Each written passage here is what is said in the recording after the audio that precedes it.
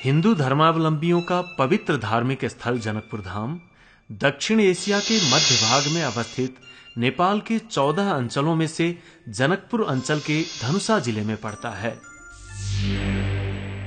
हमारा समूह भारतीय मूल के विलायती नागरिकों के साथ काठमांडू से 35 मिनट की उड़ान के बाद जनकपुर पहुंचा।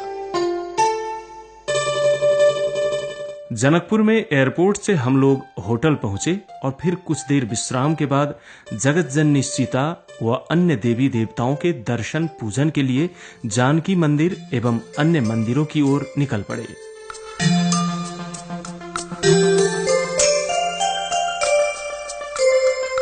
नेपाल के मध्यमांचल विकास क्षेत्र के तराई भूभाग में अवस्थित जनकपुर धाम वर्तमान में धनुषा जिले का मुख्यालय है।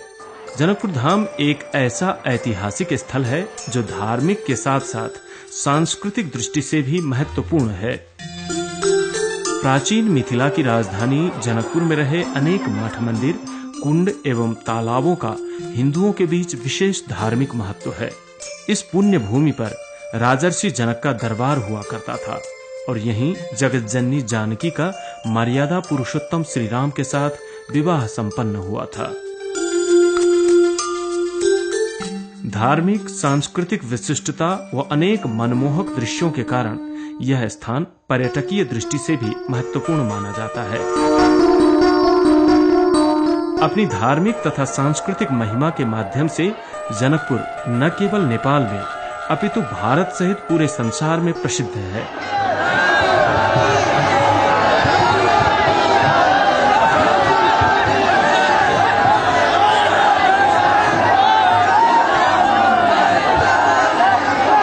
यहाँ के विभिन्न धार्मिक स्थानों में जानकी मंदिर का सर्वोपरि स्थान है।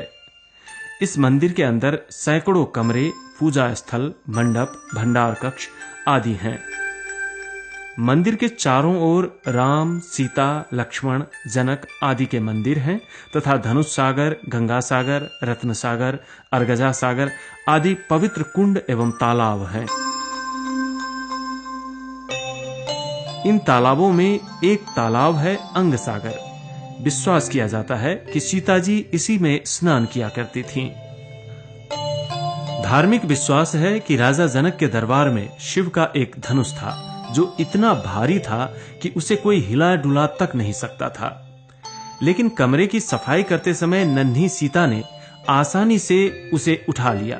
यह देखकर जनक जी अचंभे में पड़ गए और उन्होंने यह प्रण कर लिया कि जो कोई इस शिव धनुष को उठा पाएगा उसी के साथ वे अपनी पुत्री का विवाह करवाएंगे। इसी के अनुरूप देश विदेश से अनेक राजे राजकुमार जनकपुर आए और शिव धनुष को उठाने का प्रयत्न करने लगे। लेकिन जब कोई भी इस कार्य में सफल नहीं हुआ तो राजा जनक चिंतित हो उठे। उसी समय अयोध्या के राजा दशरथ के ज्येष्ठ सुपुत्र राम ने आकर शिव धनुष को उठा लिया और जैसे ही उसमें प्रत्यंचा चढ़ाने लगे, धनुष टूटकर 3 टुकड़ों में बिखर गया। इन टुकड़ों में एक आकाश में चला गया, एक पाताल चला गया और एक टुकड़ा कुछ दूर भूमि पर जा गिरा जो कालांतर में धनुषा धाम कहलाया।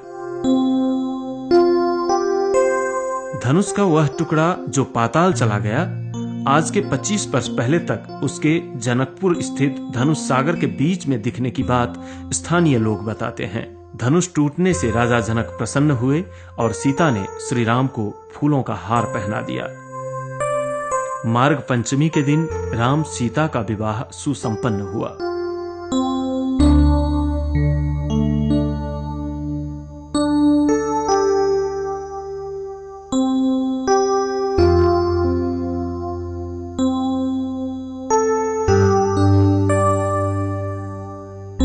जनकपुर में हर साल रामनवमी, जानकी नवमी, विवाह पंचमी और छठ पर्व में भारी मेले लगते हैं। मेले में दूर दूर से दर्शनार्थी आते हैं। रामनवमी का मेला भगवान श्री राम के जन्मदिन के उपलक्ष्य में लगता है, जबकि विवाह पंचमी का उत्सव राम सीता के विवाह दिन के स्मरण स्वरूप मनाया जाता है।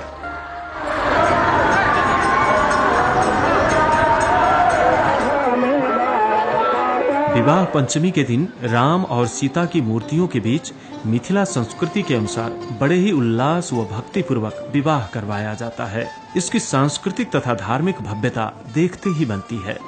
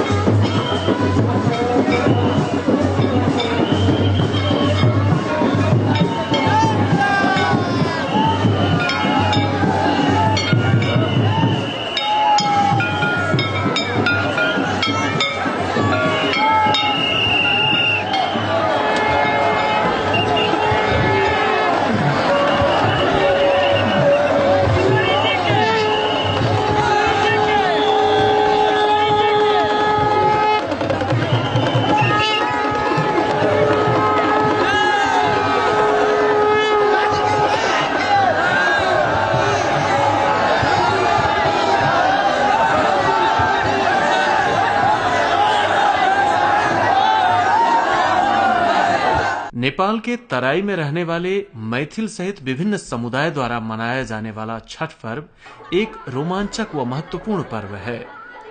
यह कार्तिक महीने की शुक्ल षष्ठी के दिन मनाया जाता है। छठ पर्व का रौनक 4 दिनों तक रहता है।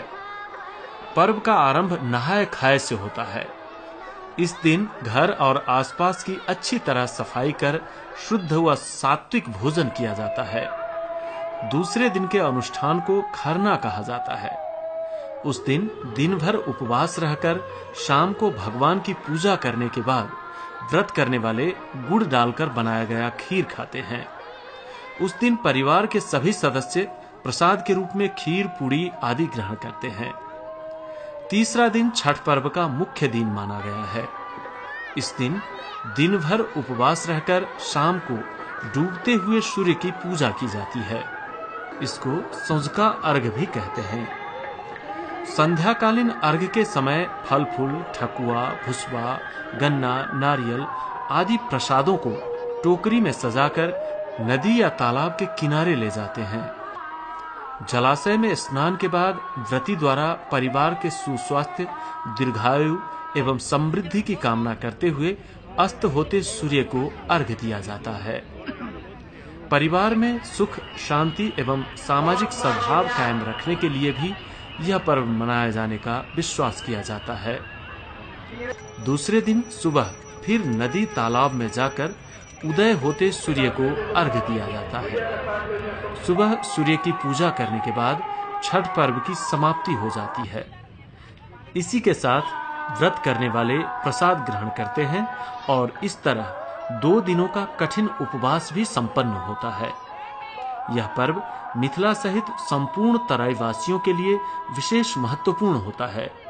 सामूहिक रूप में यह पर्व मनाने के लिए परिवार के सभी सदस्य घर में जमा होते हैं।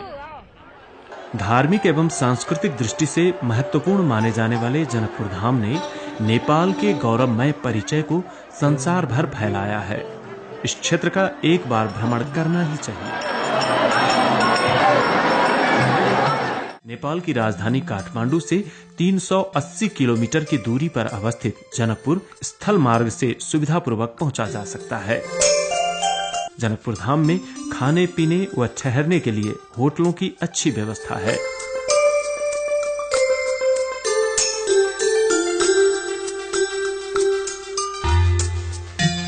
दूसरे दिन हम जनकपुर से जीप में बैठकर 20 किलोमीटर दूर धनुषा धाम आ गए। यह धनुषा धाम का मंदिर है। यहाँ धनुषनुमा बड़ी सी आकृति पसरी हुई है। कहा जाता है कि यह शिव धनुष का वह टुकड़ा है जो श्री राम के द्वारा प्रत्यंचा लगाते समय टूटकर जमीन पर आ गिरा था।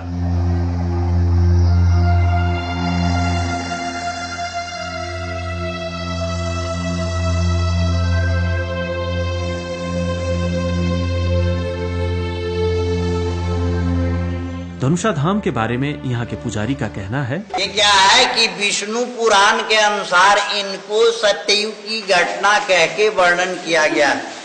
सत्ययुग में शंकर जी ने महर्षि दधीची की हड्डियां से धनुष बनाए थे त्रिपुरासुर संग्राम किए थे। त्रिपुरासुर संग्राम के बाद में वही पिनाक धनुष शिव ने परशुराम को दिए थे वरदानी में कि जब तक ये आपके पास रहेगा तब तक आपका शक्ति कोई नहीं कर सकता। जब उन्होंने क्षेत्रियों को 21 बार नाश कर चुके तो फिर ले जाके शिव जी को देने गए कि प्रभु हमने बहुत हत्या हिंसा कर चुके, अब अपनी अस्त्र को संभालिए, हमको उद्धार होने दीजिए। तो बोले कि देखिए ये पिनाकी धनुष ले जाके आप राजा जनक को दे दीजिए, विदेह महाराज को।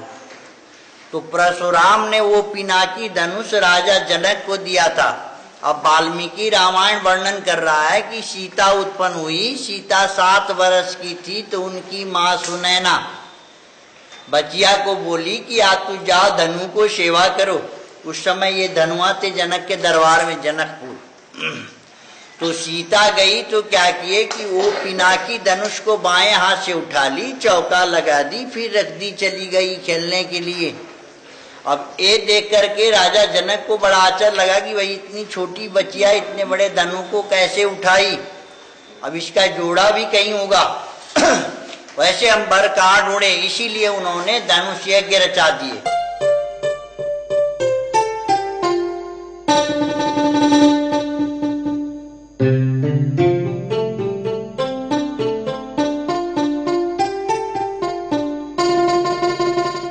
धनुषा धाम के दर्शन के बाद हम जनकपुर धाम लौट आए।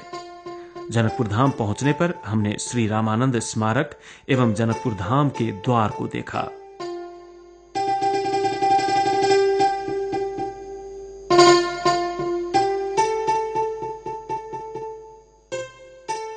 जनकपुर से 35 मिनट की हवाई यात्रा के बाद हम काठमांडू पहुंचे और होटल आ गए। इस तरह हमारी आज की यात्रा पूरी हुई। दूसरे दिन सभी तीर्थयात्री अतिथियों को फूल माला पहनाकर हम काठमांडू एयरपोर्ट पहुंचाने आए।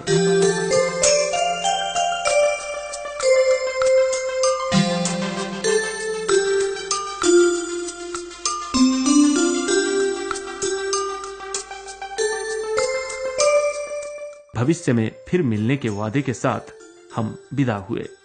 जनकपुर धाम की यात्रा न केवल धार्मिक रूप से पर्यटकीय दृष्टि से भी उतना ही महत्वपूर्ण है। इस यात्रा का व्यवस्थापन काठमांडू में रहे मोन तेरेसा ट्रैक्स एंड एक्सपीडिशन प्रणाली ने किया था। ऐसी धार्मिक तथा पर्यटकीय यात्रा के साथ ही पर्वतारोहण पदयात्रा का व्यवस्थापन करता आया यह मोन तेरेसा ट्रैक्स एंड एक्सपीडिशन आगामी दिनों में भी ऐसी ही अविस्मरणीय यात्रा के लिए आपकी प्रतीक्षा में है।